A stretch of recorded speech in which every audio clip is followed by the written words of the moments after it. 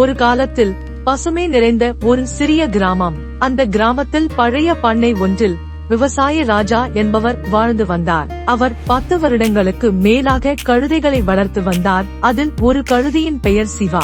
சிவா இப்போது வயதாகி வேலை செய்ய முடியாத நிலையில் இருந்தாலும் ராஜா அதை அன்புடன் வைத்திருந்தார். தளர்ந்த கால்களால் மெதுவாக நடந்து பசுமை வெளிகளில் மேய்ந்து வந்த சிவா பண்ணையின் பாசமான ஒரு பாகமாய் இருந்தது. ஒரு நாள் வெயிலான மதியம், ஆழமான அமைதி. இரைகளை மேய்ந்த சிவா பழைய கிணற்றருகே சென்றது. அந்த கிணறு கடந்த 10 வருடங்களாக பயன்படுத்தப்படாது மூடி வைக்கப்பட்டிருந்தது. இப்போது சற்று சிதைந்து இருந்தது. அந்த இடத்தை கவனிக்காமல் சென்ற சிவா தடுமாறி கீழே கிணற்றுக்குள் விழுந்து விட்டது. தன்னால் எதையும் பிடிக்க முடியாமல் அதிக ஆழத்தில் சிக்கிக் கொண்டது. சத்தமாக கூச்சலிட்டது. அந்த கூச்சல்களை கேட்டு பக்கத்து வீட்டில் இருந்த ராஜாவின் நண்பர் குமரன் பயந்து போய் ஓடி வந்தார். கீழே இருந்த கிணற்றுக்குள் பார்த்தார். சிவா கிணற்றின் அடியில் நடுங்கிக் கொண்டிருந்தது.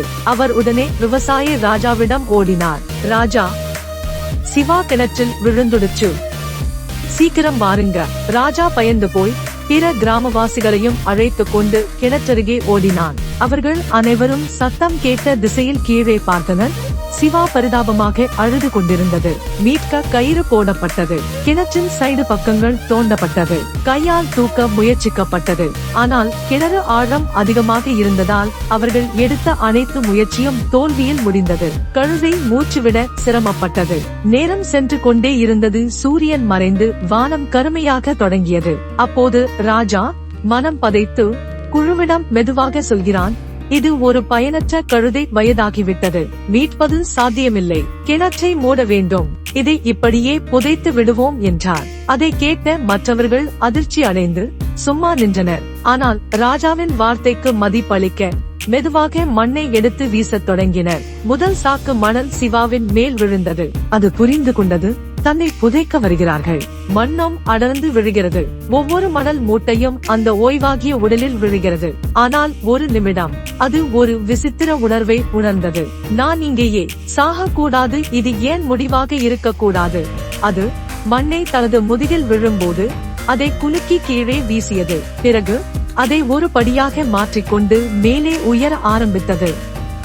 ஒவ்வொரு மண்வெட்டியும் அதற்கான ஒரு படியாக மாறியது. குழுவினர் வியப்புடன் இதை கவனிக்கத் தொடங்கினர். அதன் மேல விழும் மணல்கள் அனைத்தையும் கீழே தள்ளி மேல் நோக்கி வரத்தொங்கியது. அதை பார்த்த கூட்டத்தில் இருந்தவர்கள் ஆச்சரியமாக பார்த்தனர். அவர்கள் வீசும் ஒவ்வொரு மணல் கீழே விழும் ஒலி தோல்விக்குரிய ஒலி அல்ல, வெற்றிக்குரிய ஒலி.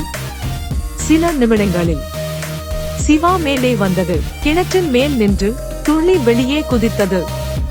அந்த கணம் அவர்கள் அனைவருக்கும் ஒரு பாடமாக அமைந்தது.